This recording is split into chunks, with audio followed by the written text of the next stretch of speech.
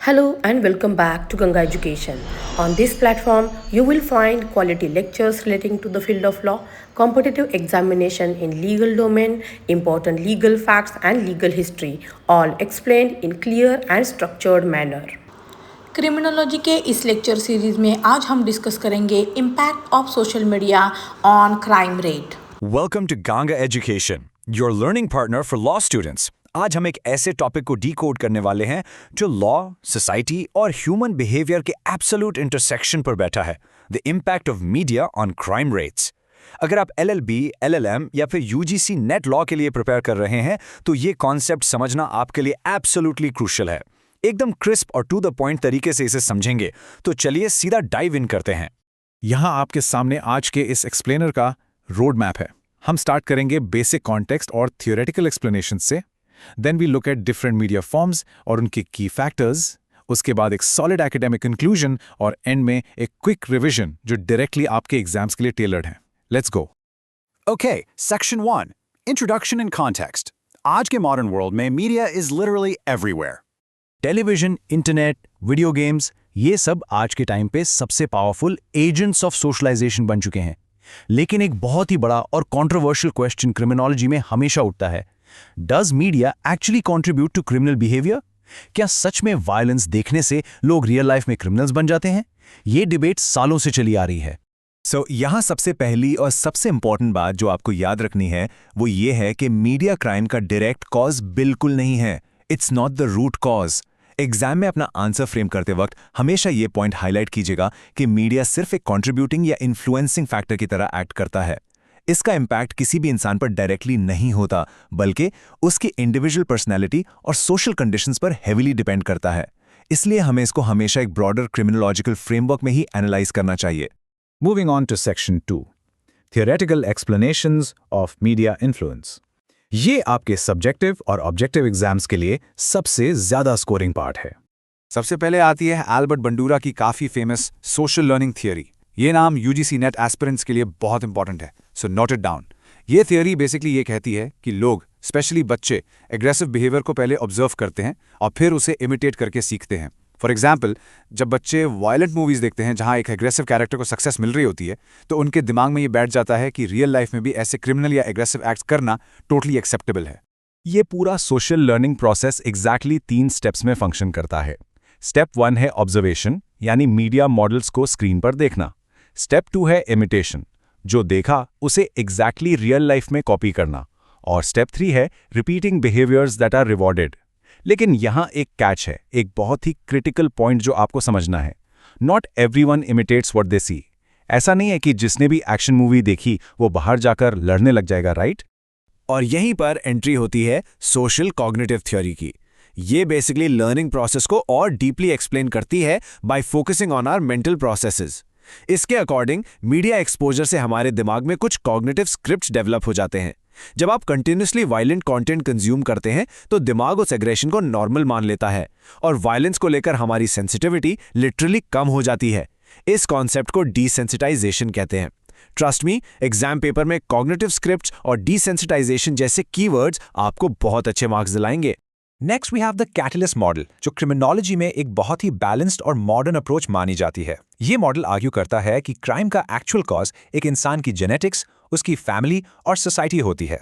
Media वहां सिर्फ और सिर्फ एक कैटलिस्ट की तरह काम करता है। मीनिंग, क्राइम करने की इंटेंशन उस इंसान में ऑलरेडी प्रेजेंट थी, मीडिया ने सिर्फ उस इंटेंट को ट्रिगर किया या सिखाया कि उसे एग्जीक्यूट कैसे करना है।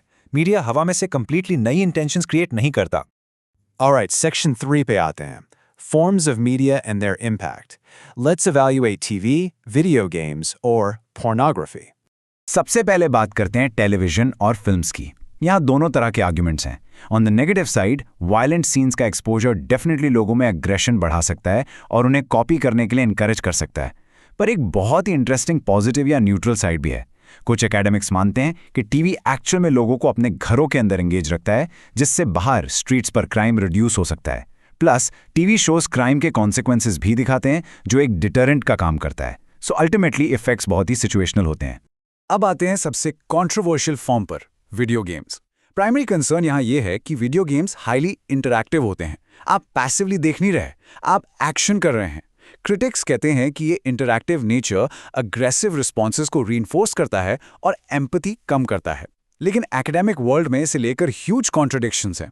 बहुत सारी मॉडर्न स्टडीज ने क्लियर किया है कि गेमिंग और रियल वर्ल्ड क्राइम में कोई भी डायरेक्ट प्रूवन लिंक नहीं है। इनफैक्ट कुछ डेटा तो ये भी शो करता है कि जब गेम रिलीजेस पीक पर होते हैं तो क्राइम रेट्स एक्चुअली ड्रॉप हो जाते हैं। Next is pornography. इस इश्यू को हमें एकेडमिकली बिल्कुल न्यूट्रल लेंस से देखना है। जो आर्ग्यूमेंट्स हार्म सजेस्ट करते हैं उनका कहना है कि ये सेक्सुअल एग्रेशन को एनकरेज कर सकती है, रिलेशनशिप्स को देखने का नजरिया डिस्टॉर्ट करती है और ऑब्जेक्टिफिकेशन को प्रमोट करती है। On the flip side, arguments against harm ये पॉइंट आउट करते हैं कि जिन जुरिस्डिक्शंस में ये कंप्लीटली लीगल है वहां सेक्सुअल क्राइम्स में कोई कंसिस्टेंट स्पाइक नहीं देखा गया। और लीगल पर्सपेक्टिव से देखें तो इसका private consumption personal liberty rights के अंडर भी डिस्कस होता है। सो ओवरऑल कंक्लूसिव प्रूफ अभी भी मिसिंग है। Moving to Section 4, Key Factors Affecting Media Influence. Why does it affect some people and not others? ये 4 कंडीशनल वेरिएबल्स बिल्कुल tip of your tongue पर होने चाहिए। पहला है एज। बच्चे ऑब्वियसली नेचुरली वल्नरेबल होते हैं क्योंकि वो फिक्शन और रियलिटी में इजीली डिस्टिंग्विश नहीं कर पाते। दूसरा है पर्सनैलिटी। जो लोग हाईली एग्रेसिव या इंपल्सिव होते हैं उन पर मीडिया का इंपैक्ट ज्यादा और जल्दी होता है। तीसरा, एनवायरनमेंट। आपकी फैमिली और बैकग्राउंड शेप करते हैं कि आप स्क्रीन पर देखी गई चीजों को इंटरप्रेट कैसे करते हैं। और चौथा, फ्रीक्वेंसी, यानी आप कितना रिपीटेडली उस कंटेंट को कंज्यूम कर रहे हैं। एग्जाम्स में इन चारों वेरिएबल्स को जरूर लिस्ट डाउन कीजिएगा। इस टेबल को ध्यान से देखिए। अगर हम एफेक्ट्स की ड्यूरेशन की बात करें तो शॉर्ट टर्म में मीडिया एक्सपोजर से इंक्रीज्ड एग्रेशन, इमोशनल अराउजल और इमीडिएट इमिटेशन देखने को मिल सकती है, जैसे फिल्म देखकर बाहर आना और थोड़ा पम्प्ड अप फील करना। लेकिन लॉन्ग टर्म इफेक्ट्स में प्रॉब्लम थोड़ी डीप हो जाती है। वहां पॉसिबल डिसेंसिटाइजेशन और deep rooted aggressive attitudes form हो सकते हैं। पर हमेशा याद रखिए, लॉन्ग टर्म क्रिमिनल बिहेवियर सिर्फ एक टीवी शो से नहीं आता। इसके लिए और भी कई कॉन्ट्रीब्यूटिंग फैक्टर्स का मिलना जरूरी है। To sum up this dynamic, academicians मानते हैं कि मीडिया essentially एक reinforcing factor की तरह काम करता है। मैं दोबारा रिपीट करूंगा, ये criminal intent out of nowhere create नहीं करता। ये सिंपली एक इंडिविजुअल की ऑलरेडी एग्जिस्टिंग साइकोलॉजिकल टेंडेंसीज को और रीइंफोर्स कर देता है। ये उन्हें नए आइडियाज, मेथड्स या टेक्निक्स प्रोवाइड कर सकता है और ग्रेजुअली उन बिहेवियर्स को नॉर्मलाइज कर देता है जो पहले सोसाइटी में बिल्कुल अनएक्सेप्टेबल थे। It's a facilitator, not the originator. Now, Section 5, the academic conclusion. Let's see how you should frame your final verdict in an exam. एक सॉलिड एकेडमिक ऐसे एंड करने के लिए यही मल्टी फैक्टर अप्रोच बेस्ट है। As the court says, media हमारे attitude shape करने में एक सिग्निफिकेंट रोल प्ले करता है, no doubt, but it can not be regarded as an independent cause of crime. Media अकेले रियल वर्ल्ड क्राइम कॉज नहीं कर सकता।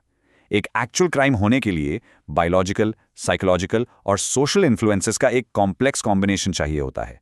Media just interacts with those pre existing traits. Finally, Section 6, Quick Revision Summary. आप screen का screenshot भी ले सकते हैं। ये strictly high yield exam points हैं। Let's rapidly recap the core theories. Media का fundamental role क्या है? It is a contributing catalyst, not an independent cause. Social learning theory, crime observation or imitation से सीखा जाता है. Remember Albert Bandura? Social cognitive theory, इसमें media cognitive scripts बनाता है और violence के प्रति desensitization करता है. और catalyst model, ये state करता है कि media सिर्फ उस pre-existing intent को trigger करता है जो आपकी genetics या environment की वजह से आपके अंदर पहले से मौजूद था. Next, impacts and factors. TV, games और पोर्नोग्राफी जैसे मीडिया टाइप्स के इफेक्ट्स यूजुअली सिचुएशनल और कॉन्ट्रडिक्टरी होते हैं। उनका डायरेक्ट कॉजल लिंक वीक है। आपको वो 4 की वेरिएबल्स भी याद रखने हैं: एज, पर्सनालिटी, एनवायरनमेंट और एक्सपोजर फ्रीक्वेंसी। ये चारों डिटर्मिन करते हैं कि मीडिया का कैसा इंपैक्ट होगा। शॉर्ट टर्म में अराउजल होता है, लॉन्ग टर्म में desensitisation, and the ultimate final verdict, criminal behaviour हमेशा मल्टी कॉजल होता है, यानी बायोसाइकोसोशल फैक्टर्स का मिक्सचर। तो आई होप इस एक्सप्लेनर के बाद मीडिया एंड क्राइम का ये कॉम्प्लेक्स क्रिमिनोलॉजिकल कॉन्सेप्ट आपके दिमाग में बिल्कुल क्रिस्टल क्लियर हो गया होगा। पर जाने से पहले मैं आपको एक इंटरेस्टिंग लीगल थॉट देकर जाना चाहता हूं। अगर कल को कोई कंक्लूसिव, अनडिस्प्यूटेबल साइंटिफिक प्रूफ मिल जाए कि कुछ स्पेसिफिक मूवीज डायरेक्टली क्राइम्स करवाती हैं, तो क्या हमें freedom of speech and expression पर एक ब्लैंकेट स्ट्रिक्ट सेंसरशिप लगानी चाहिए? Think about the constitutional implications of that. For more such law lectures, subscribe to Ganga Education. Keep studying, keep analyzing, and I'll see you in the next one. Thank you for watching this session. If you found this lecture useful, do like, share and subscribe to Ganga Education. Keep learning, keep growing and stay connected for more law lectures.